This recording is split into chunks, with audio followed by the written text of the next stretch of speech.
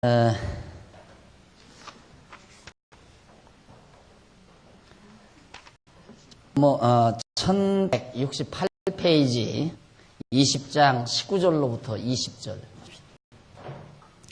전쟁 시 필요한 것 외에는 수목, 나무를 베지 말라는. 하여튼 없는 게 없죠, 성경에. 자연보호.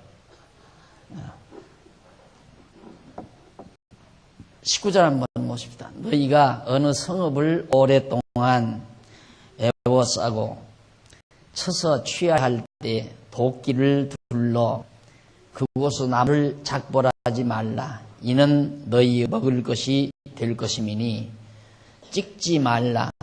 밭의 수목이 사람이냐?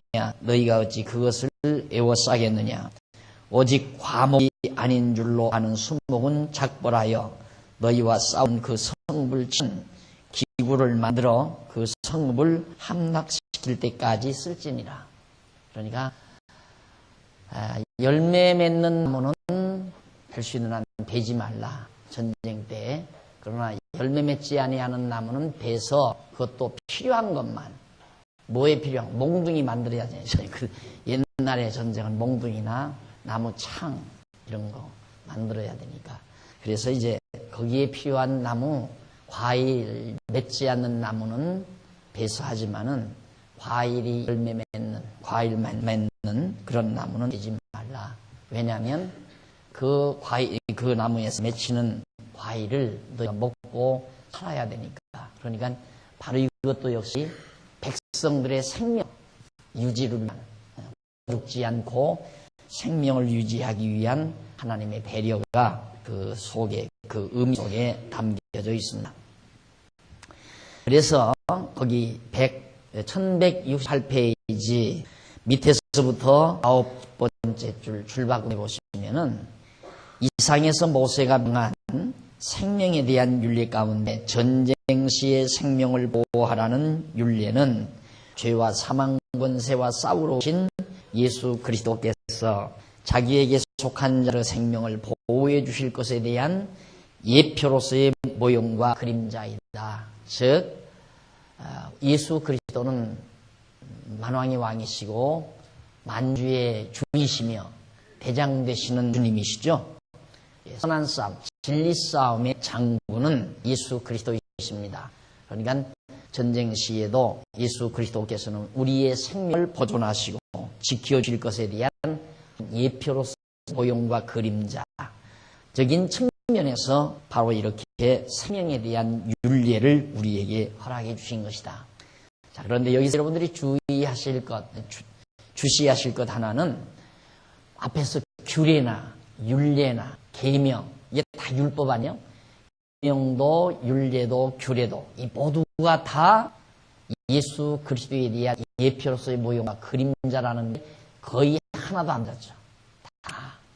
그러니까 모든 율법은 그런 계명과 율례와 규례와 법도 이런 모든 율법은 그리스도께서 와서 이루실 것에 대한 하나의 모형과 그림자입니다.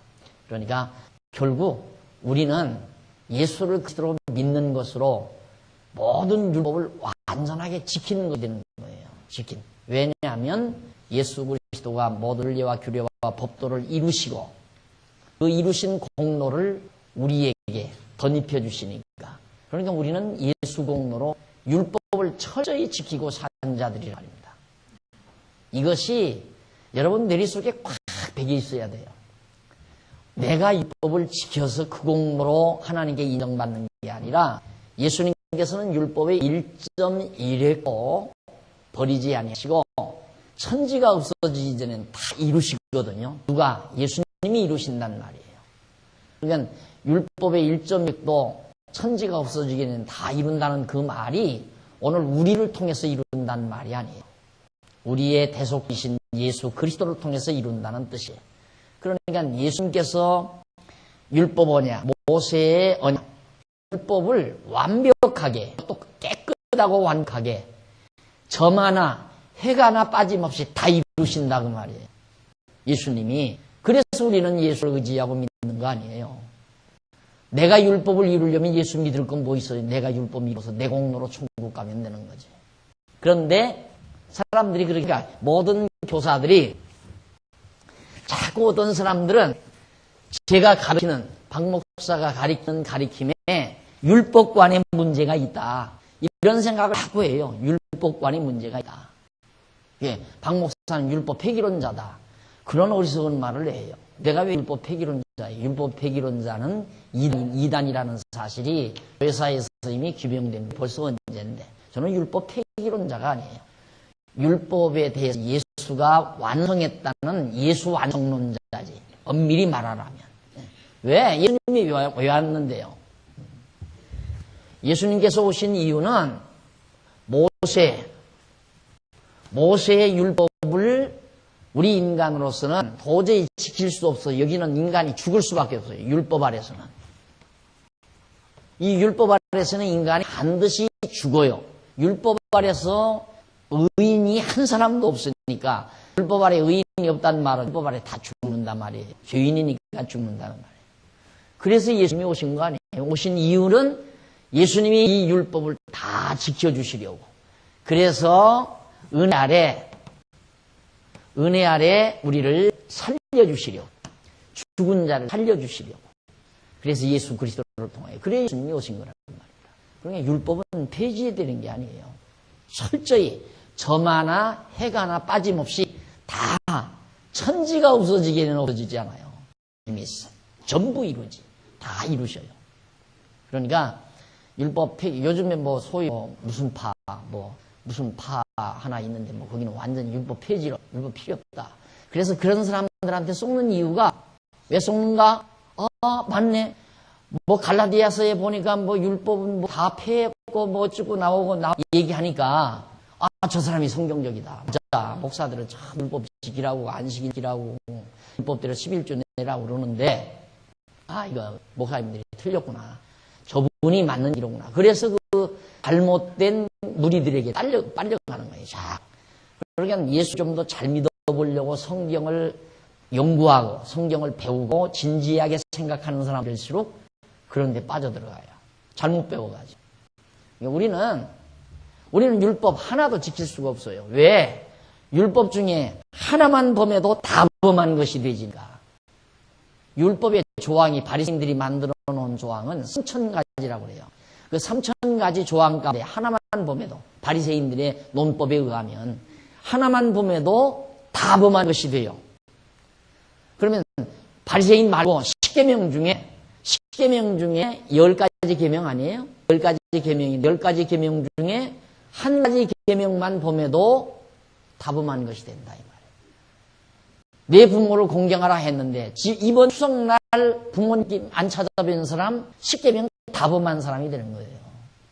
부모님에게 효도 안 하는 것, 추석날 부모님 내 부모를 공경하라 했는데 추석날 가서 공경 못한 자식들 물어볼 것 없이 1계명, 10계명까지 다 범한 거라 이 말이에요. 아무리 자기가 우상을 안 섬기고 여호와 이름을 망되이 안 일컫었다 하더라도 부모님 안 찾아뵌 죄 하나가 10계명 열애를 다 범한 것이 된다. 그러니 어떻게 우리가 율법을 지켜요? 우리는 안 돼요. 그러니까 율법도 지키면 다 지키고 못 지키면 다 못 지킨다. 이 원리가 통용되는 거예요. 율법은 뭐냐? 지키면 다 지키고 못 지키면 다 못 지키는 것이 율법이다. 그러니 누가 지켜요? 그 율법을. 누가 율법대로 행해서 의롭다 모를 자가 있느냐 이 말이야. 지금 이 규례도 그렇잖아요. 이걸 누가 다 이거 지키려면 계속 우리도 도피성 만들어 놓고 다 해야 돼요. 도피성 만들어 놓고 서울 근교에다가 여기 어디 저 안양에서 많이 오신 분 있나? 수원에서 오신 권사님들 계시지. 수원 도피성 만들어 놓고 왜 서울 사람들 도망가기 가까우니까 그렇게 해서 수원으로 도망오는 사람은 안 못 죽인다. 그렇게 해야 되잖아요. 율법대로 하려면. 그것이 예수 그리스도로 말미암아 다 완성이 됐다. 이 율법이 다 예수 그리스도에 대한 예언이에요. 예언.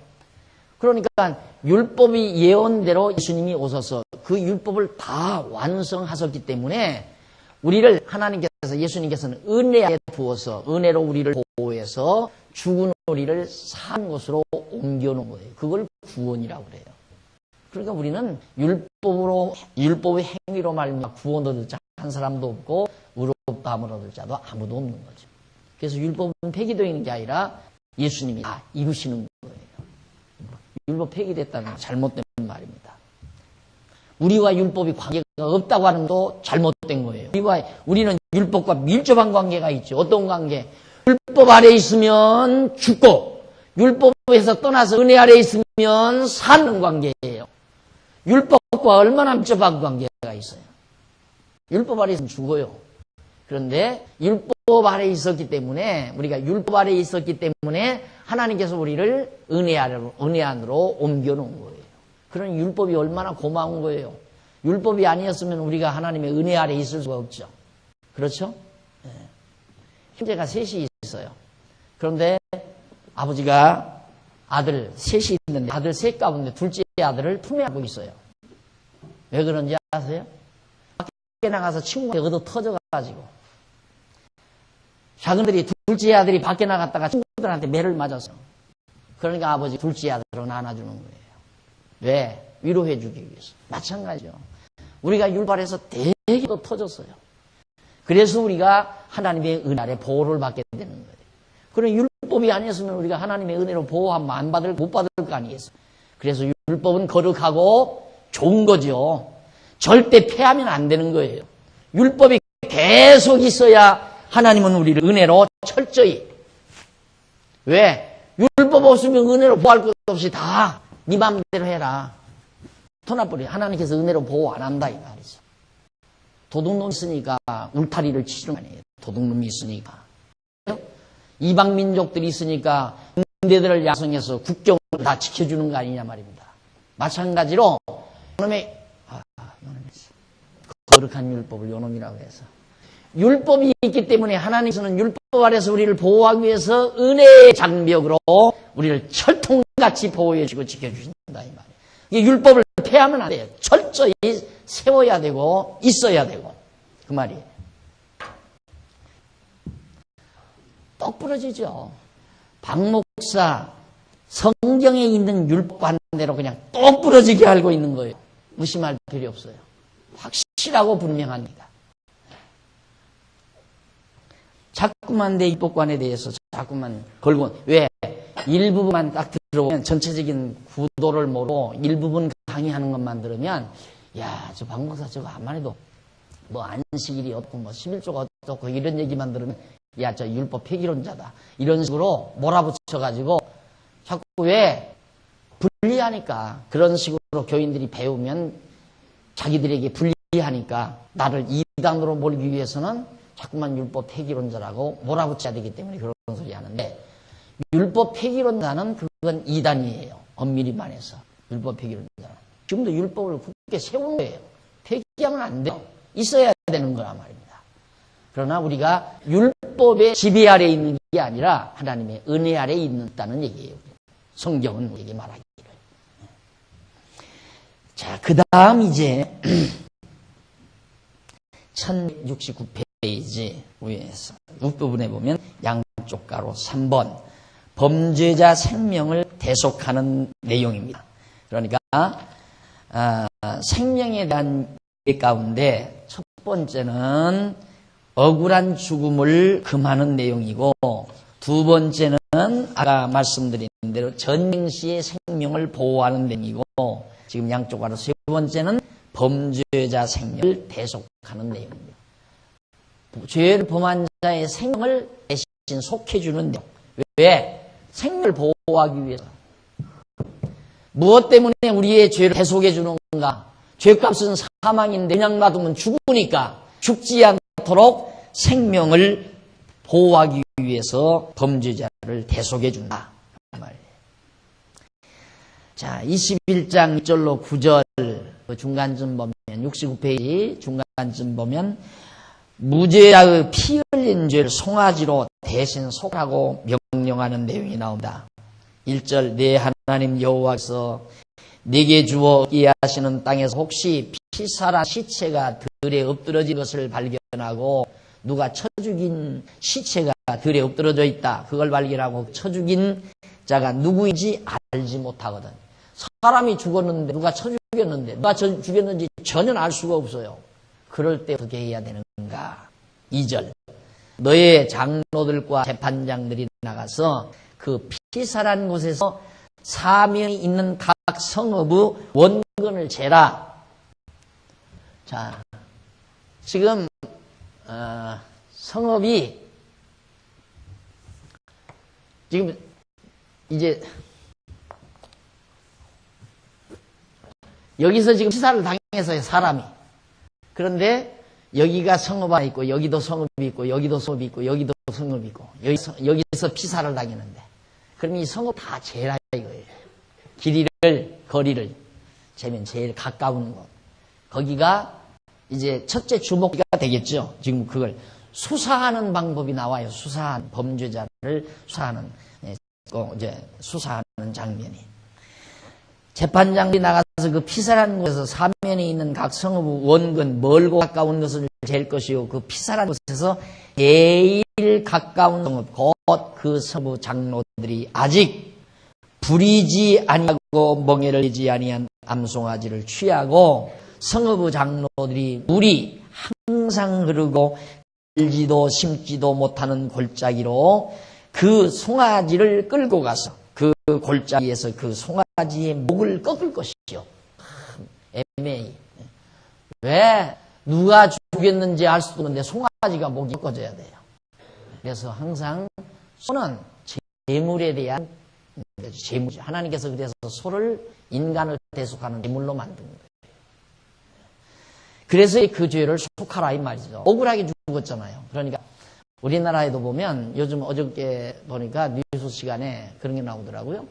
어느 부녀회에서 6.25 때 죽은 그 젊은 그 병사들, 등병 병사들 무덤이 국묘지에 묻혀 있대요. 근데 장가도 안 갔기 때문에 총각들이 가서 다 전사했기 때문에 자식들도 없을 거고 부인도 없을 거고 누가 제상 한 번을 하셔야 된다. 그래서 20년 동안 지금 제상을 그 부녀회에서 차려준대요.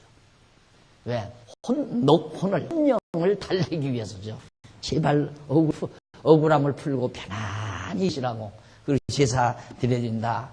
이런 그런 보도가 나오던데 그런 습성들이 바로 이런 그러니까 그 억울함을 달래준다는 걸로 생각을 한 거죠. 성경은 그 죄를 대속해 준 그런 방법을 통해서 장차 오실 예수 그리스도를 예언해 주고 있는 건데 왜 들판에서 사람 피살당해서 죽었는데 누가 죽였는지 모르면 그냥 둬버리면 될 거 아니에요. 갖다 묻어버리고 끝나면 될 거 아니에요. 그런데 왜 그 사람을 위해서 제사장들은 거기에서 제일 가까운 도성에서 멍에도 매지 아니한 아주 깨끗한 순결한 송아지 한 마리를 데려다가 어디에서 골짜기, 산골짜기 깊은 산골짜기들은 맑은 물이 흐르잖아요. 거기는 농도 없고 농사도 짓지 않는 그런 아주 깨끗한 곳에 가서 소목을 꺾어서 죽이라 이 말이에요. 왜? 그 사람을 죽인 자가 누군지는 모르지만 그 죄를 속하기 위해서 그렇다 이 말입니다. 그러면 하나님께서는 속죄를 통해서 장차 오실 예수 그리스도를 예언하기 위해서 이런 제도를 만든 건데 그냥 눈으로 보고 그런 것만 보고 생각한 사람들은 사람 죽으면 이렇게 짐승을 잡아서 뭔가 저렇게 하는 것은 그 죽은 사람의 억울함을 달래주기 위한 것이다 라고 생각할 수도 있겠죠. 그래서 성경 말씀대로 하지 아니하면 그 의욕만 보답은 무력이 되어버리고 마는 거예요. 그런 것들이 참 많아요. 내가 언젠가도 그랬지만 왜 전날에는 팥죽을 끓여서 물에다가 이렇게 막 집안 사방에다 왜 뿌립니까? 그거 어디선가 그게 있었을 거라 이 말이죠. 뭔가 시뻘건 걸 뿌리니까 그걸 오고 오는 역사 속에서 뻘건 걸 우리 조상들이 이렇게 막 사방에다 뿌리더라. 이러다 보니까 팥죽을 끓여보니까 그게 뻘거니까 그걸 갖다 뿌린 거예요. 사실 처음 뿌린 건 피를 뿌린 건데 6월 절기 때 문설주에 뿌리고 6월절 절기를 지켰잖아요. 그거 성경에 의해서 여호와 하나님을 경외케 하는 거고 또 나아가서는 바로 희생, 대속을 위한 거거든요. 대속을 6월절 양의 피로 대속을 위한 건데 그 구체적인 내용이 전달이 아니니까 의형 형식만 따르다 보니까 무속으로 바뀌어져 있는 것들이 허다한 것 같아요. 우리의 민속 가운데도. 왜 우리도 셈의 후손이거든요. 아브라함의 후손. 그러니까 아브라함의 후손들이 살면서 서로 이제 퍼지면서 연결됐을 거 아니야. 그러다 보니까 전래되고 이러면서 많이 이 성경과 가까운 어떤 형식들이 많이 있어요. 뭐 제사를 지낸다거나 이런 것도. 제사 지내는 거.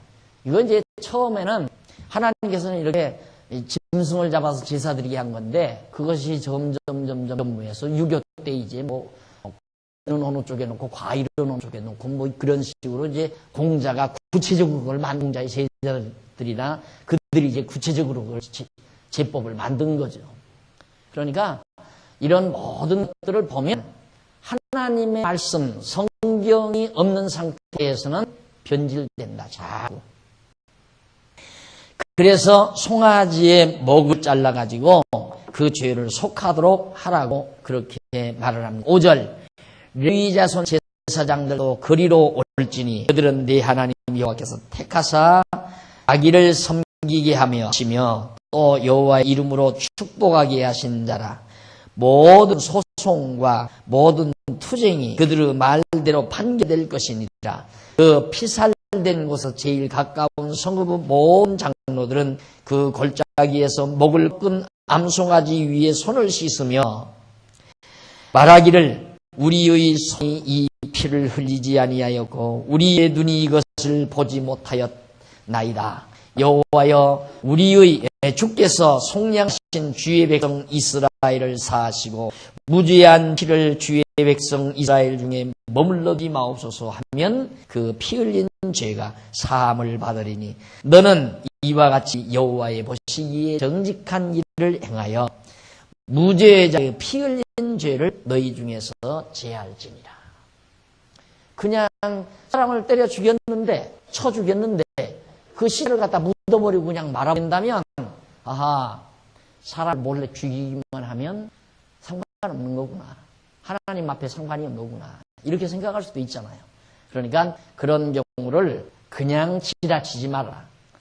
했는지 모르니까 이제 말한 대로 제일 가까운 성 사람들이 송아지 한 마리, 암송아지 한 마리 같은 목을 꺾어서 맑은 시내에서 목을 꺾어 피를 흘려보내고 그리고 그 위에서 제사장들이 손을 씻어라. 깨끗이 씻으면서 우리는 정말 그 사람을 믿지 않았습니다. 아무런 그 사람을 본 일 없습니다.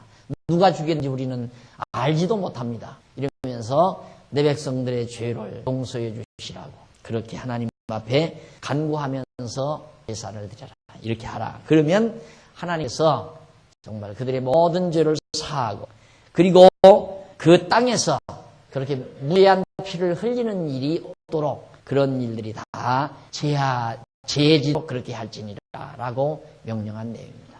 그러니까 역시 이것도 사람의 생명, 하나님 택한 백성들의 생명을 존귀히 여도록 그렇게 하나님께서 배려하신 것이 바로 이 부분의 내용의 말씀입니다. 그래서 범죄자의 생명을. 그 다음 21장 10절로부터 여기 나오는데 21장 그것도 역시 한번 잠깐 보고요. 70페이지 제일 밑에서 앞부분 이 율례 이제 암송아지 목을 꺾는 그 율례요. 이 율례는 무죄하신 예수 그리스도를 피 흘려 죽게 한 죄를 속하여 주실 것에 대한 예표로서의 모형과 그림자다. 예수 그리스도께서 자신이 제물이 되어 죽으실 뿐만 아니라 우리들도 다 죄인 아니에요. 죄인인데 그 죄를 용서해 주실 것에 대한 하나의 예표로서의 모형과 그림자다. 역시 이것도 그리스도에게 와서 다 이루어진 것이다. 이루신 것이고요. 그러니까 우리가 이 율례를 지켜야 된다는 것은 아니다 이 말입니다. 우리가 예수를 그리스도로 믿으면 되는지. 그 다음 1171페이지 21장 10절로 14절에 보면 대적의 여인들을 정결케 하여 아내로 삼으라고 그렇게 명하는 내용이다. 대적들의 여인들. 참 이거 곤란하죠? 어떤 때 보면 이방 여인과 여기 이제 이 땅에 들어가서 이방인의 여인을 아내로 맞지 말라 그랬는데 대적들의 여인은 맞으라 이 말이야. 아내로 삼으라. 여인을 정결케 하여 아내로 삼으라. 그 이유는 우리가 이제 지금 현재 한동안 딸들을 무시해가지고 아들 해가지고 막 지르고 뭐 병원에 가서 조종해서 아들이면 낳고 딸이면 안 낳고 이하다 치다 보니까 이 비가 남녀 비가 안 맞잖아요. 안 맞으니까 남자들이 아내를 얻어들고 갑니까? 필리핀으로 가고 대만으로 마닐라로 동남아로 태국 같은 데로 가서 데려오고 중국으로 데려오고 그러다가 사기당하고 이런 일이 우리나라에 지금 현재 있죠. 마찬가지로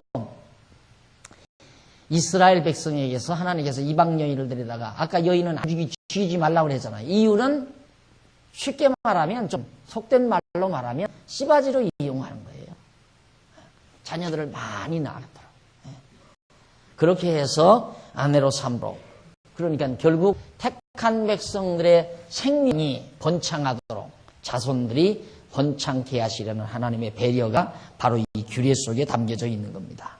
따라서 이 역시 결국 예수 그리스도께서 우리 이방민족, 우리 이방민족들을 당신의 신부로 맞아들일 것에 대한 하나의 예표로서의 모형과 그림자도 되는 거죠. 이방 여자를 택한 백성들의 아내로 맞으라는 말은 바로 예수 그리스도께서 우리 이방민족인 우리들을, 우리 다 이방민족 아니에요? 이방민족인 우리들을 예수의 신부인 하나님의 백성들로 맞이해 주실 것에 대한 하나의 모형이다. 한번 읽어보십시다. 10절.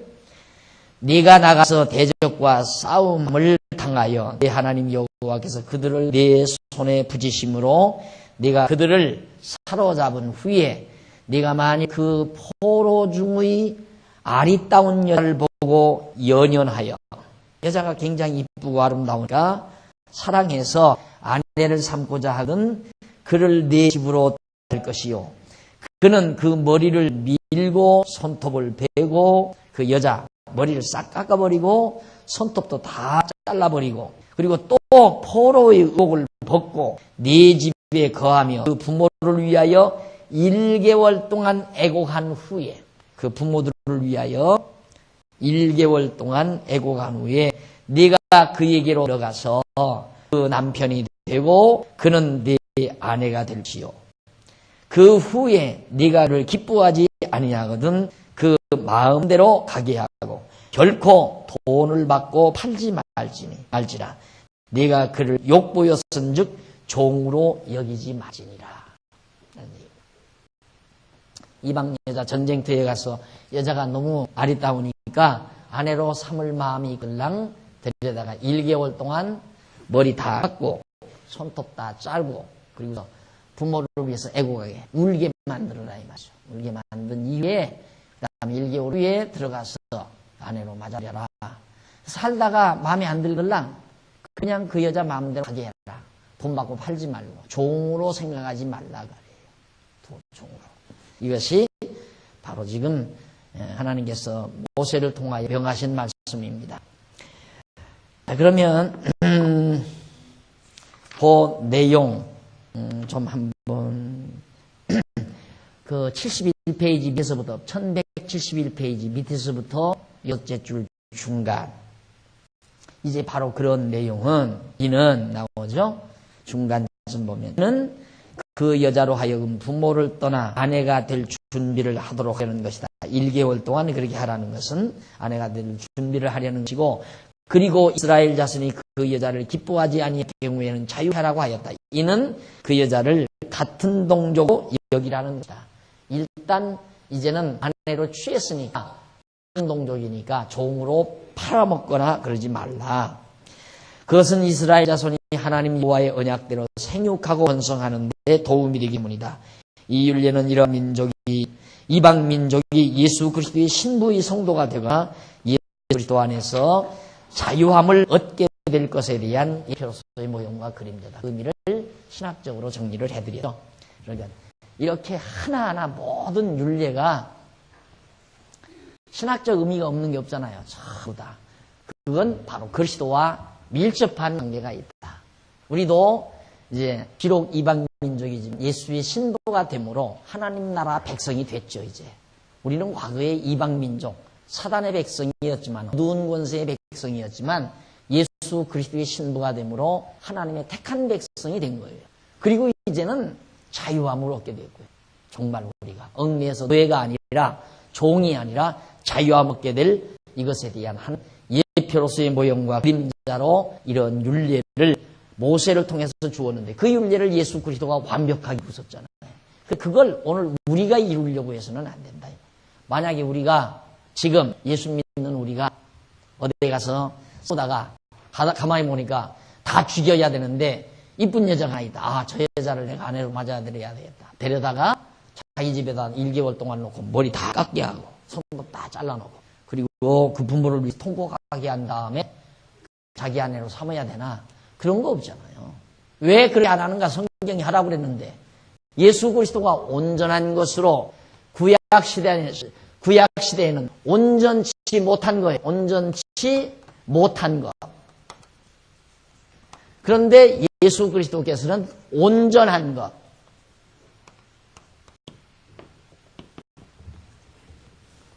온전치 못한 것을 온전한 것으로 이루셨으니까 이제 오늘 우리야말로 정말 이제는 온전치 못한 율법에 따라서 율례를 지켜야 될 하등의 이유가 없다는 말입니다. 다음 이제 1172페이지 위에 부분에 보면 21장 15절로부터 17절 나와요. 여기 보면 미운 아내의 장자라도 장자의 기업을 주라고 이렇게 당부하는 내용이 거기 나옵니다. 그 아내 미워하지 말라고 하지를 않고 미운 아내를 일단 전제하고 그렇게 하라 그렇게 가르쳐 주는 것도 참 이상하죠. 성경 아내 미워하면 안 된다 이러면 얼마나 좋겠어요. 그렇죠? 한번 보십시다. 15절 어떤 사람이 두 아내를 두었는데 보세요. 두 아내를 두었는데 하나는 사랑을 받고 하나는 미움을 받다가 그 사랑을 받는 자와 미움을 받는 자, 그 사랑을 받는 자와 미움을 받는 자가 둘 다 아들을 낳았다 하자. 이 율법이 이걸 인정하고 들어가 있잖아요. 두 아내를 얻는 것을. 이래서 이제 참 헷갈리지요. 그래서 지난주일 어제도 강의 도중에 로보암은 아내가 18명, 첩이 60명이나 되고 그러잖아요. 솔로몬의 아들. 이게 저 아버지한테 배워서 그래요. 저 아버지에 비하면 훨씬 양반이죠. 저 아버지 솔로몬은 뭐 아내도 많고 막 그 궁녀도 막 천용되고 또 솔로몬도 저 아버지 다윗한테 배운 거예요. 남의 편 막 죽이고 뺏어다 살고 막 몇 번씩 장가 또 가고 이 모습을 솔로몬이 보고 돈 많고 뭐 좋으니까 막 하여튼 인근 나라에서 여자를 조공으로 받아. 이쁜 여자는 너놈들 다 데리고 다 데려와라. 이래가지고 조공 드릴 때 여자를 아름다운 여자를 전부 솔로몬에게 상납했잖아요. 그래가지고 엄청 살았는데 야 그렇게 정말 자에다가 비읍하고 노에다가 미움한 그냥 생각 같은 하나님께서 날벼락을 쳐서 죽여야 되는데 안 그래요? 그런 사람이 우리나라에 어디 있어요? 없잖아요. 그런데 성경에 하나님께서 사랑하는 왕들 가운데 그런 왕들이 있었다 이 말이에요. 그게 납득이 안 가요. 도저히. 그래서 어제 그런 말씀을 드렸습니다만 성경은 윤리도덕서가 아니다. 윤리도덕이라고 하는 것은 그 문화 배경 속에서 만들어지는 거예요. 인간을 본으로 해서 만들어지는 거예요. 그래서 성경이 말하는 건이라고 하는 것은 그 시대의 문화적 배경에서 이룩할 수 있는 것들이 건덕이에요. 그러니까 예를 들면 우리가 우리 민족들이 이 땅에 살기 때문에 우리들은 이 땅의 문화 속에서 우리가 살잖아요. 이 땅의 문화 속에서 우리가 살기 때문에 남편이 아내를 학대해도 그건 그 남존여비 사상의 기초 속에서 우리가 굳어진 머리니까 남편이 아내를 마음대로 해도 아무렇지도 않아요. 그러나 서구 문화, 그 문화 풍토에서 사는 서양 사람들이 보면 야만인으로 보죠. 저기 인간가? 저 남자들이 저기 인간인가? 야만인으로 볼 거 아니에요. 저런 폭군, 야만인. 그게 문화라는 거예요. 그러니까 그 문화 속에서 만들어진 도덕률, 윤리, 도덕, 남편이 아내를 대하는 그런 윤리 도덕이 남편은 아내를 아끼고 앞세우고 존중히 여기고 이게 서구 문화란 말입니다. 그러나 동양 사회는 남편이 아내를 종으로 생각하고 소유물로 생각하고 하나의 그냥 씨바지로 생각하고 재산으로 생각하고 마음대로 해도 아무렇지도 않고 구박하고 동해야 되고 이런 식의 문화 풍토에서 살았기 때문에 여자들은 그렇게 당하면서도 당연한 줄 알죠. 그냥 맞아 나는 여자니까 3년 입봉하고 3년 휴목이 되고 그러라고 살아나온다고 해요. 왜? 시어머니가 아니라 친정어머니가 시집 보낼 때 날씨 볼 때 얘야 3년 벙어리다 3년 봉사되고 3년 규목이 되고 그럼 뭐 청춘 다 가버리죠. 그러니까 길들여지는 순간까지 벙어리 되고 규목어리 되고 봉사되라 이 말이죠. 그 다음 이제 길들여지면 저절로 그렇게 되니까 그렇게 해서 이 동양 문화가 이 나라 풍토가 이루어졌잖아요. 그러니까 그렇게 예수 믿는 사람도 그렇게 해가는 것이 건덕이라 이 말이죠. 그러나 미국 사회에서는 서구 사회에서는 그게 건덕이 아니에요. 남편이 아내를 사랑하고 존중히 여기는 게 건덕이지. 이 건덕은 인간 생활 속에서의 본보기 그것이 건덕이고 이건 성경이 말하는 건 계시예요. 계시. 그러니까 우리 풍토에서는 건덕에 맞지 않죠. 어떻게 아내를 18명이나 하고 첩을 60명씩이나 거느리고 사는 당장 벼락을 맞아 죽어야지. 그런데 그게 그냥 용납이 되는 거 같잖아요. 여기도 보면 아내를 2씩이나 얻어서 하나도 지금 장가 못 가는 사람도 천진데 2씩이나 얻어가지고 하나는 미워하고 하나는 사랑하고 그래서 아들 낳았다 이 말이에요. 사랑 안 하면 아들을 낳지 말아야지. 근데 사랑 안 하는데도 아들을 안 낳았어요. 그럴 때 어떻게 해야 되는가?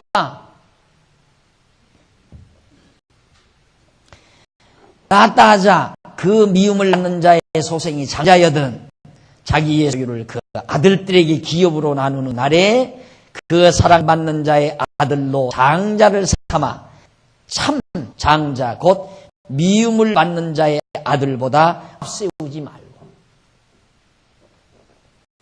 반드시 그 미움을 받는 자의 아들을 장자로 인정하여 자기의 소유에서 그에게는 2 몫을 줄 것이니 그는 자기의 기력의 시작이라 장자의 권리가 그에게 있습니다. 이거 보면 우리나라 법과 아주 방불하잖아. 요즘에는 이제 뭐 까지라도 다 유산권이다 이게 만들었지만 얼마 전까지만도 큰아들이니까 재산을 반 이상을 큰아들에게 주고 나머지 반도 못 되는 거고 둘째, 셋째, 넷째 그냥 무식조금씩 이렇게 내주고 왜? 큰아들은 제사 모셔야 되니까 그죠? 중조부, 고조부부터 쭉 제사 모셔야 되니까 큰아들에게 권위를 부여하기 위해서 그래야 형제 통솔이 되잖아요. 이게 제일 큰아들이 돈 뭉치 딱 쥐고 폼 딱 재야 형제 우애가 되는 거예요. 유교는 그런 어떤 제동장치를 통해서 형제 우애와 가정 평화 이런 것들 그냥 풀어놓으면 여자도 막 아갖고 박박 긁으면서 자꾸 이혼하고 그러면 가정이 깨져버리잖아요. 그러니까 제도적으로 복종해라. 남자 말은 절대 복종해라. 여자는 울넘어 가지 말라. 큰 소리 치지 말라. 이렇게 묶어놓고 또 큰아들에게 딱 권위 부여. 아버지가 어머니가 죽으면 아버지 어머니가 세상 뜨면서 큰아들에게 재산 몽땅 반 이상 딱 3분의 2가량 딱 줘놓고 동생들 다 통솔해라. 떡 쥐고 있으니까 통솔을 다 해. 너만 울면 떡 안 줘. 그러면 애기 안 울잖아요. 그런 방식으로 가정 평화를 유지하도록 만드는 아주 야만적인 방법이죠. 이 유교적인 이런 방법들은 가만히 여러분 보세요. 얼마나 야만적이야. 야비한가. 뭐 제사 때문에 많이 준 거지만 그게 아니에요. 그런데 반드시 형제우애가 안 되는 집안은 어디가 안 되는 집안인가? 둘째나 셋째가 잘 됐다면 그건 형제 칼부림 나. 그건 절대 요가가 안 돼요. 왜? 큰형이 토라거든. 야 이 새끼야 올라모 말텐마. 이러거든. 왜? 야구로니까. 자기는 가난하게 사는데 형제는 이거 공부해가지고 어떻게든 큰 돈 벌고 부자가 딱 됐는데 자기는 땅에서 땅만 파고 있다 이거예요. 그러니까 형제 우애라는 게 안 된다 이 말이죠. 형이 토라지니까 그 다음 둘째, 셋째 돈 번 셋째가 형하고 이제 가까이 안 할 거 아니에요. 그런데다가 또 여자들 얼마나 질투심이 강해요. 그 자기 동서들끼리 또 난리가 나고 절대 안 돼요. 절대로. 그러니까 큰형이 제일 잘 살면 그건 되게끔 돼 있어요. 오라 하면 오고 오지 말라면 오고. 형 말 잘 듣잖아. 너희는 아무나 와. 둘이 같이 와. 그러면 둘이 덜렁덜렁 아버지 섬기듯이다. 예, 선물 사왔습니다. 형님 섬겨야 그 다음 올 때 형님이 두둑하게 용돈도 좀 주고 그 다음 뭔가 차비라도 좀 주고 그렇게 해서 가정을 이끌어가는 거예요. 야비한 거예요. 따지고 인격적인 게 아니라 이 말이에요. 그러니까 그런 것들이 그 시대의 문화 풍토에 의해서 만들어진 어떤 도덕률 이런 것들에 준해서 이루어가는 것이 바로 건덕이다 이 말이에요. 생각해 보십시오. 내가 만약에 미국의 목사라면 미국이나 브라파의 목사라면 여기다가 양주병 하나 딱 놓고 양주병 하나 놓고 설교하다 목마를 딱 와서 딱 양주 한 잔 쫙 마시고 또 강의해도 아무렇지도 않죠. 그런데 만약에 지금 그랬다면 다 일어날 걸. 야, 너희 망나니 같은 목사가 뭘 가리냐 당할 거라 이거예요.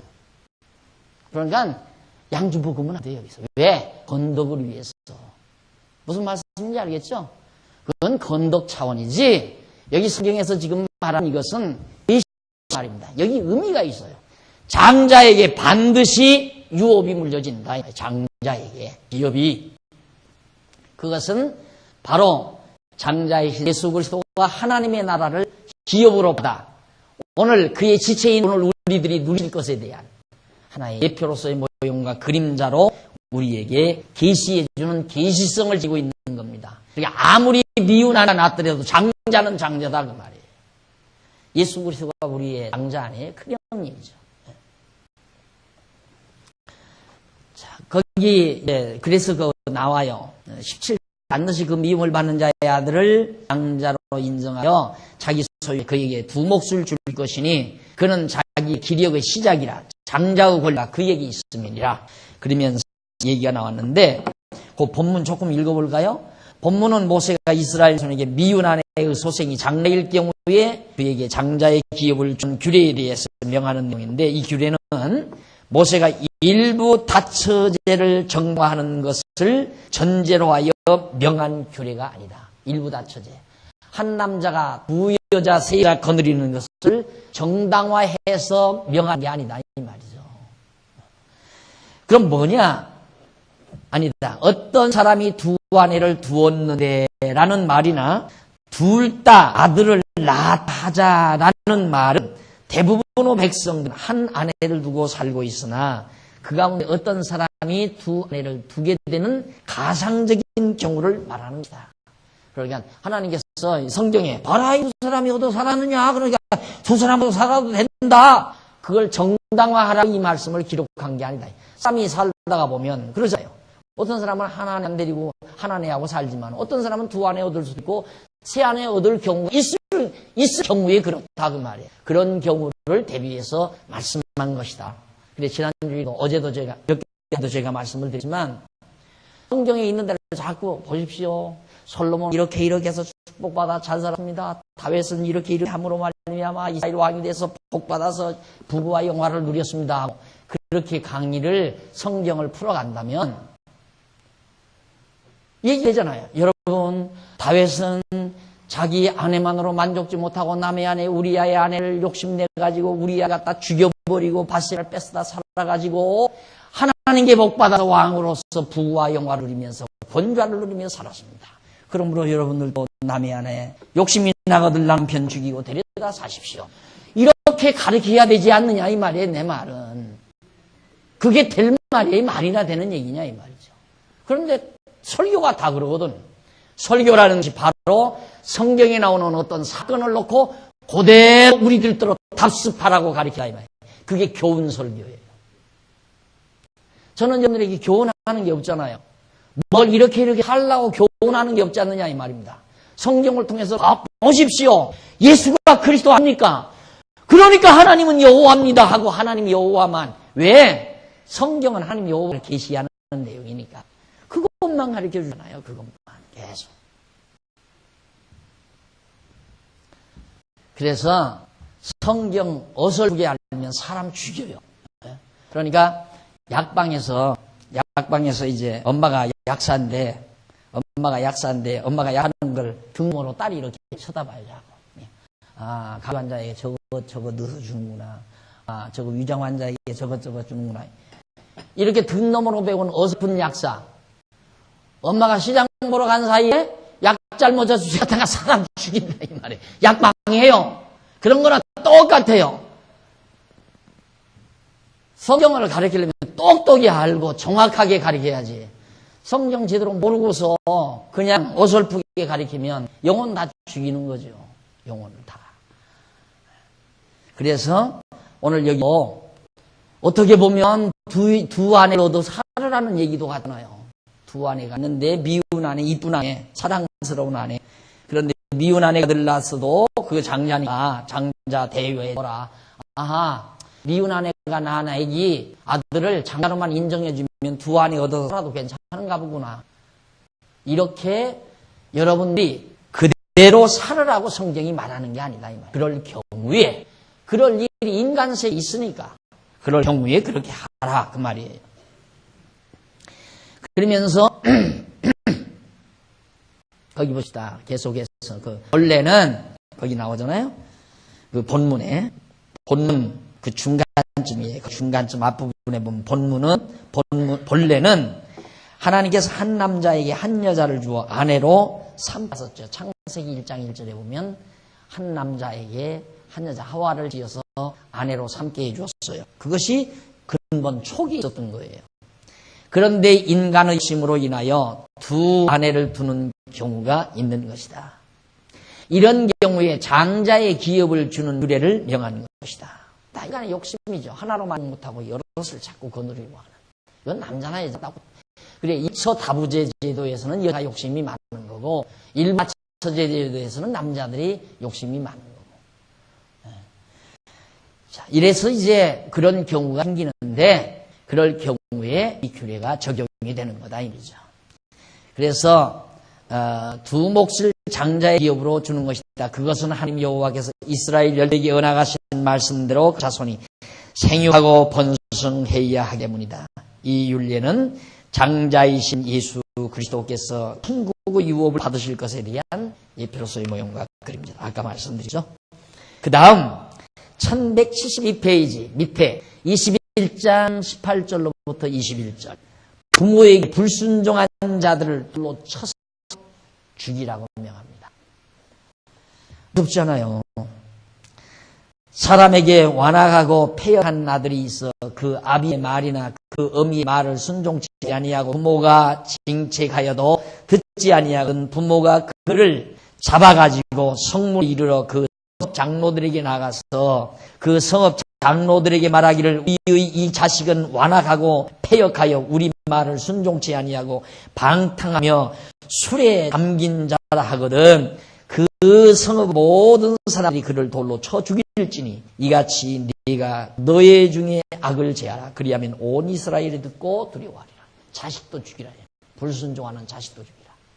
이게 도대체 우리들의 보편적인 생각으로는 용납이 안 되는 일이죠. 자식이 어떻게 부모를 안 들었다고 돌로 때려 죽이도 대줍니까? 안 되는 얘기 아니에요. 잘못했어. 지난번 집사님 그런 얘기 하더라고요. 자꾸 나이가 들어가니까 아버지 생각이 자꾸 나나 봐요. 아버지 생각이 나가지고 아버지가 자기에게 했던 일을 자꾸 하더라고요. 그러니까 학교 다닐 때 아버지가 농사지어서 이렇게 막 벼를 이렇게 쌓아놨는데 거기서 이식가마를 몰래 팔아가지고 친구들하고 나가서 먹고 놀고 쓰고 그랬다는 거예요. 이제는 죽었다. 이제 아버지가 그걸 알고 그런다고 이제 죽었다. 그래가지고 도망을 갔대. 도망을 어디로 가냐면 갈 데가 없으니까 쪽집으로 도망을 가는데 거기 가서 이제 피하려고 막 들어가는데 대문 그 쌀입문 뒤에서 아버지가 턱 나타나더래요. 그래서 이제는 죽었다 싶었는데 아버지가 화도 안 내시고 딱 붙들어서 가자고 그러더래요. 집으로 가고. 그래 집으로 와서 묻지도 않아요. 이놈아 너 그거 갔다 오더라. 하나 묻지도 않고. 그게 하나하나 자꾸 생각이 나는 거야. 그게 부모가 그처럼 사랑한다는 거야. 그래야 부모 아니에요. 그런데 부모 말 만들었다 와서 돌로 때려주고 내뱉기라? 그 납득이 가요? 말도 안 되는 얘기죠. 물론 뭐 하나님을 거역했다면 혹시 그것도 종교적으로 모르겠지만 부모 말씀을 안 듣는 거 그 뭐 크면서 다 그러는. 여러분 부모 말 안 들었잖아요. 앉으라면 쓰고 술하면 앉고 오죽하면 청개구리 얘기가 나와요. 그게 인간인데 다 죽여야지 그럼. 다 이유가 있어요. 그러게 해야 될 이유가. 그 이유를 모르니까 이걸로 목회 성공한 분 있잖아요. 선배 목사가 부모 공경 이걸로 서울에 있는 큰 교회 하나 뭐 아주 제일 잘 됐다는 교회 목사님이죠. 그분은 거기다가 효도 설교죠. 효도 설교. 울먹울먹하면서 부모에게 효도에 복받고 잘 산다. 이것이 그분의 설교의 주제예요. 그걸로 대성을 해서. 그러니까 이제 어머니가 이 교회 데리고 나와야 난 착한 아들 만들겠다 해서 아들 자꾸 사정해서 끌고 나오지. 며느리 못된 며느리 끌고 나오지. 그래가지고 크게 대성을 해서 강남에서 큰 교회로 부각을 했죠. 그분은 설교가 전부 효도 설교. 엉터리지요. 솔직히 말하면. 그런 의미에서 말한 게 아니라 말입니다. 하나님께서 부모의 말씀을 거역하는 것을 죽이도록 한 이유는 여호와 하나님 경외하는 것과 밀접한 관계가 있어요. 이게 이제 10계명 중에 제5계명 내 부모 공경하라 여기 나오잖아요. 어떤 분은 이제 그렇게 생각을 해요. 10계명이 일반적으로 그러죠. 일반적으로. 그러니까 겉으로 보면 그렇게 보여요. 그렇게 사실이 그렇고 1계명에서 4계명까지는 하나님과의 관계의 계명이고 5계명서부터 10계명까지는 인간에게 관한 계명이다.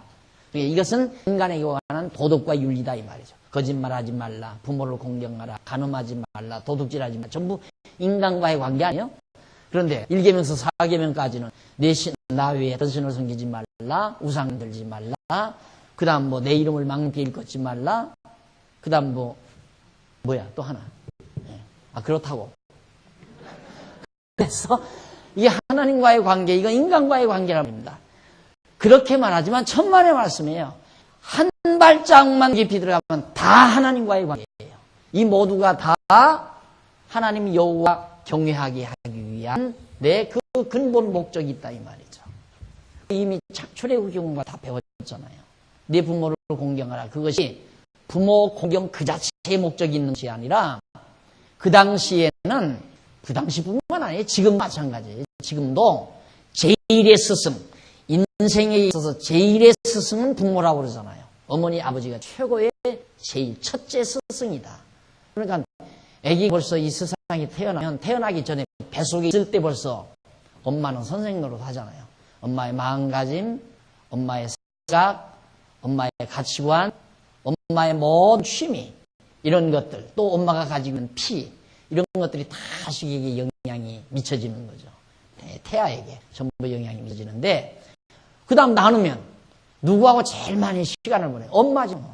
엄마. 3살 먹을 때까지는 엄마 손 놓고는 안 다니잖아요. 꼭 엄마만 졸려. 엄마 다 배우는 거예요. 엄마의 언어 습관, 엄마의 잠자리 습관, 잠자는 모습 습관, 엄마의 모든 생활도 습관 다 배워요, 애기가. 그리고 아버지 영향 많이 받아요. 그 아버지하고 이렇게 사니까 늘. 적어도 7살, 8살 때까지는 아버지, 엄마밖에 모르잖아요. 요즘에 유치원에 있어서 4살만 돼도 이제 밖으로 나가는데 굉장히 영향력이 크거든요. 그런데 문제는 가장 중요한 것이 엄마, 아빠 슬하에 있을 때 벌써 다 이게 째진다는 거예요. 다 머리가 두뇌가. 얼마나 중요해요. 그렇기 때문에 어려서부터 어머니, 아버지가 여호와 경외하기를 가르치는 스승이죠. 이스라엘 백성에게 있어서. 나서부터 계속 하나님 경외하는 생활, 모습, 생각, 행동 이거 전부가 다 자녀에게 교훈이 되는 겁니다. 그런데 부모를 공경하지 않는다. 순종하지 않는다. 그러면 하나님 여호와 경외하기를 안 배운다 이 말이죠. 그럼 하나님 여호와 경외하기를 모르면 우상 섬기게 되고 우상 섬기면 죽여야 되잖아요. 그래서 죽이라는 얘기예요. 그래서 이스라엘 백성 지금도 가정교육이 철저합니다. 유대인들의 가정교육. 요즘 유대인은 많이 희석된 부분이 많다고 그래요. 정통 유대인. 유대인으로서 아주 정통 유대인. 그 유대인들은 여전히 지금도 구약 이대로 철저하다고 그래요. 그러니까 돌팔이 유대인 말고 석진 유대인 말고 철저한 정통 유대인들. 가정에서 잘 자녀들을 가르치고 하나님 여호와 경외를 배우게 하고 그래서 부모 공경하는 것으로 올바른 하나님의 백성의 교육을 받게 하기 때문에 그래서 부모 말 안 들으면 안 되는 거예요. 그래서 죽이라는 거예요. 안 들으면. 이 납득이 가잖아요. 그래서 기시성이에요. 절대 윤리도덕적 차원에서 부모에게 효도하라는 그런 의미가 아니다 이 말이에요. 그런데 많은 교사들이 단순하게 아하 부모에게 효도하라는 거구나. 그래서 일률적인 계명이다 이렇게 보지만은 천만 말씀이에요. 다 모두 다 하나님 중심한 계명이라는 사실을 기억하셔야 됩니다. 그 다음 이제 내려가서 1173페이지 한 가지 한마디 더 합니다. 논집에도 안 썼지만 예수님께서 마리아와 요셉 사이에서 태어났잖아요. 그러면 태어났으면 같이 어머니 아버지 따라서 12살 때 성전에 갔으면 어머니 아버지 갈 때 따라왔어야 하잖아요. 따라왔어야 하는데 안 따라가고 당신 혼자 당신이 아니지 12살 때니까 지 혼자서 성전에 남아있었단 말입니다. 예수님이. 그 남아가지고 그 다음에 이제 어머니 아버지 찾아와가지고 너 왜 여기 있느냐고 흥망하니까 아버지 어머니한테 대들잖아요. 아버지 그것도 모릅니까? 아버지 집에 있어야 될 걸 왜 그것도 모릅니까? 그럼 당장 돌로 죽여야지. 부모만 알았으니까. 무슨 얘기입니까? 바로 예수님이 더 잘한 거죠. 아버지 집에 있어야 하는 게 아버지 하나님 여호와 아버지 집에 있어야 하는 게 더 옳잖아요. 맞는 얘기 아니에요. 그러니까 요즘도 마찬가지죠. 애들은 예배당 가자고 하는데 어머니 아버지는 야 단풍 구경 가자. 누구가 오른 거예요? 예배당 가자고 하는 게 어린애들이 오른 거 아니에요. 거역해야 돼요. 그런 건. 하나님 여호와 경외하지 않는다는 건 거역도 된다는 말이에요. 그 다음 넘어가서 73페이지 밑에 21장 22절 23절 보면 죽여 나무 위에 단 시체를 밤새도록 두지 말아라. 사람을 죽여서 그 시체를 나무 위에 달아둔 것을 밤새도록 두지 말라. 딱 벌써 기억나죠? 에? 야, 예수님 십자가 사건을 미리 예고한 거라고. 어느 것 하나 그리스도와 관계없는 게 하나도 없어요. 예수님 십자가에 옮겨섰을 때 그냥 보통은 일주일 간대요. 원래 십자가 형벌이라는 것이 운명이 일주일을 간대요. 그러니까 불가능한 거죠.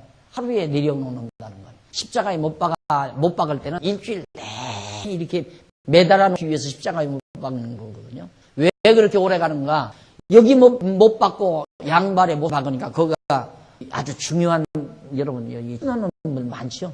여기 딱 중요한 부분이에요. 또 발도 못 박는 데가 굉장히 중요한 부분이고, 거기가 뭐더라? 여기도 여기 모공인가 뭔가 된다고 그래요. 여기다 못을 박아놓으면 피가 골로를 금방 떠는 새서 이 피가 점점 나와서, 그러니까 일주일 동안 죽지 않고 살아서 그 피가 흘러내. 페리하게 온 피가 쫙 빠질 때까지 죽지 않고 살아남는 거예요.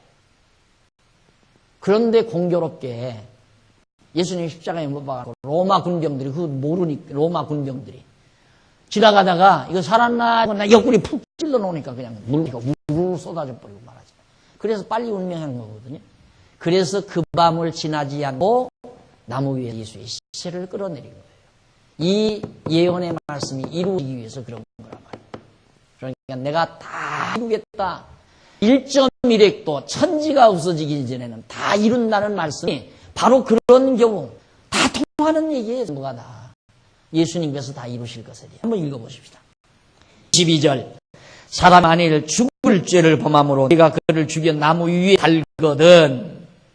돌로 때려 죽이는 뭐 보통이 어떻게 나무 위에 다는 경우가 있어요. 안 그래요? 이것도 신기한 얘기예요. 그러니까 벌써 하나님께서 모세를 통해서 장차 예수 그리스도께서 나무 위에 매달려 죽으실 것을 내다보시면서 하나님이 정해놓으셨으니까 내다보시면서 지금 예언한 거죠. 유대인들에 비해서는 돌로 때려 죽이라고 돌로 무덤 삼는 게 보통이에요.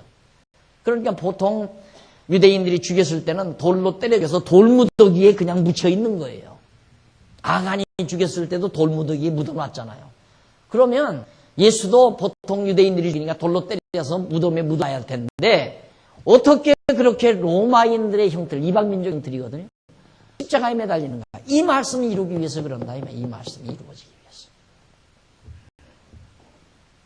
23절 그 시체를 나무 위에 밤새도록 두지 말고 당일에 장사하여 하나님 여호와께서 내게 기업으로 주시는 땅을 더럽히지 말라.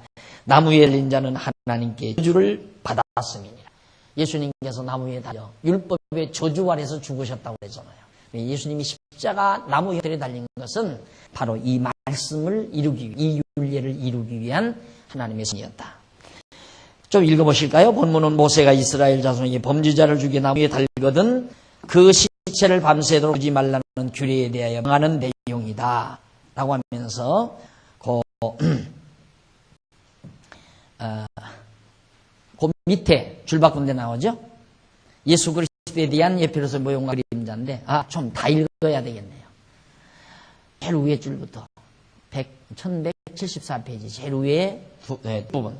모세는 나무 위에 탄 범죄자의 시체를 밤새도록 두지 말고 당일에 장사하라고 명하였다. 그 이유는 하나님 여호와께서 기업으로 주시는 땅을 더럽히지 않게 하려는 것이다. 시체가 나무 위에 그냥 그대로 매달려 있으면 그 부패되어져 시체의 부패성에 의해서 전염병도 돌고 공기도 오염되고 그러잖아요. 그러니까 빨리 땅에 묻어야 한다 이 말이죠. 그러니까 요즘 보세요. 돼지 콜레라도 땅에다 다 묻어버리잖아요. 그거 그냥 산에다 버려두면 그냥 썩어서 거름되고 할 거 아닙니까? 근데 왜 땅에 왜 묻어요? 왜 묻어요? 공기 오염되고 막 전염병 유행되나. 이게 전쟁 직후에 전염병이 유행하는 이유는 전쟁터에서 많은 사람이 죽은 시체가 그냥 막 부패해져 가니까 거기서부터 온갖 병균들이 공기 중에 있어가지고 오염시키기 때문에 그런 거란 말입니다. 그러니까 하나님께서 시체를 다 밤을 넘기지 말고 다 내려놔라 라는 얘기예요. 그러면서 하는 말이 기업으로 주시는 땅을 더럽히지 않게 하려는 것이다. 모세는 나무 위에 달린 자는 하나님께 저주를 받은 자라고 하였다. 그러니까 저주를 받은 자의 시체를 밤새도록 나무 위에 매달아 부패하게 하는 것은 땅을 더럽히는 결과를 가져오는 것이다. 이 율례대로 율법의 저주 아래서 십자가에 달려 죽으신 예수 그리스도의 시체를 해가 지기 전에 무덤에 장사한 것이다. 따라서 이 율례는 예수 그리스도에 대한 예표로서의 모형과 그림이다. 이 땅에서 모세가 명한 생명에 대한 율례 가운데 범죄자의 생명을 대속하라는 율례는 영원한 대속주로 오신 예수 그리스도께서 범죄한 택함받은 성도의 생명을 보게 주실 것에 대한 예표로서의 모형과 그림자다. 예수께서 말씀하시기를 인자가 온 것은 섬김을 받으려 함이 아니라 버리어 섬기려 하고 자기 목숨을 많은 사람의 대속물로 주려 함이라고 그렇게 말씀하셨고, 그러므로 택한 백성 성도는 죄와 헐로 죽은 자의 생명을 대속해 주시는 예수가 구약의 언약대로 오신 그리스도이심을 믿는 믿음에 의해서 전능자 하나님이 언약대로 오시는 여호와이심을 깨달아 알고 경외하게 된다 하는 얘기죠. 그러니까 우리가 예수를 그리스도로 믿는다는 것이 얼마나 대단한 사건인가를 우리가 알고 있죠. 자, 오늘 여기까지 우리가 지금까지 살펴봤는데 신명기 19장에서부터 21장 그 밑에 나와요. 21장은 모세가 이스라엘 자손에게 교훈한 율례 가운데 생명에 대한 율례를 명하는 내용으로서 첫 번째 억울하게 죽은 자, 그 다음 전쟁할 때 생명 보호하는 율례, 그리고 범죄자의 생명을 대속하는 율례 내용들을 우리가 지금까지 왔습니다. 이 모두가 생명을 위해서 우리의 생명을 위해서 십자가에 못 박혀 죽으신 예수 그리스도께서 모두 다 지켜주신, 이루어주신 윤리의 내용임을 여러분들에게 다시 한번 강조드리면서 오늘 강의를 여기서 마치도록 하겠습니다. 다음 시간 두 번째, 생활에 대한 윤리입니다. 우리들의 이제 성도 생활과 아주 밀접한 관계가 있습니다. 정말 여기서는 우리들도 이래라 저래라 하는 교훈이 나오나 한번 관심을 가지고 다음 시간 살펴보도록 하고 오늘 강의를 여기서 마칩니다. 기도하십시오. 전능하신 하나님 아버지, 은혜와 사랑을 감사드립니다. 오늘 또 저희들에게 귀한 시간을 허락해 주셔서 하나님의 말씀을 상고하도록 하신 걸 감사합니다. 이제 배운 말씀 마음속 깊이 간직하고 생활에서 승리도 할 뿐만 아니라 예수 그리스도를 통하여 얻은 바 구속의 은총을 마음껏 누릴 수 있는 축복된 귀한 종들이 되도록 인도해 주시옵소서. 연보했습니다. 귀한 연보 아름답게 결신해져 주께 영광 올려지게 하시옵소서. 예수님의 이름으로 기도드립니다. 아멘.